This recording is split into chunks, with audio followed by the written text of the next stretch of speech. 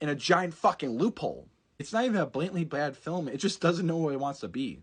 It tries to be serious by setting up this film with Ben Richards and his family and how his daughter is sick and she needs medicine. His wife is working endless nights and he has no job after standing up for his men after a work accident. He's supposed to be this working class guy that we can really root for.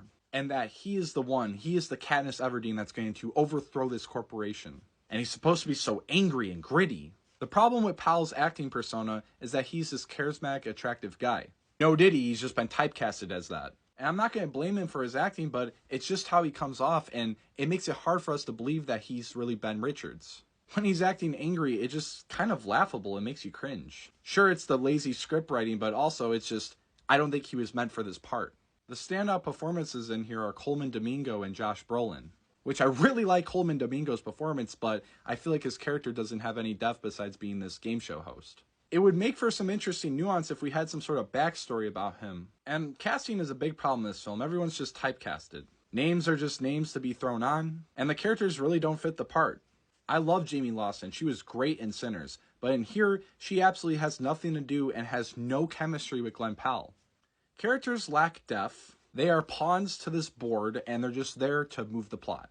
And their characters should be adding to the world, but they're so shallow that they fail to build this world. And when you have a sci-fi film, you have to fucking world build. And when you're world building, you have to have interesting visuals. And for Edgar Wright, this film is one of his worst. Interior set pieces aren't that bad. It's the frickin' city.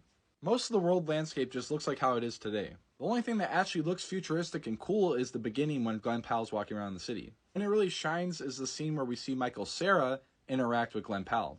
Their interaction with Sarah's mom made me laugh the most. There were some nice shots with some blue exterior, and out of all the backstories that Glen Powell had to interact with, Michael Cera actually had the most interesting one.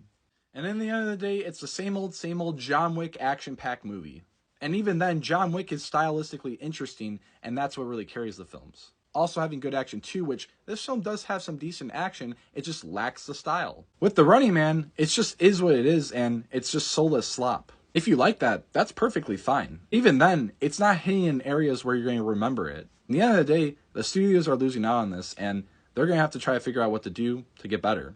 The problem is, the leadership team has no fucking care for the movies. They just care about their stock price. I mean, that's a whole rant, review, box office update, whatever you want to call it. This is just my personal thoughts about what's going on with the movie landscape. And Running Man, I would personally say is like a 6 out of 10 movie. Like I said, not even that bad.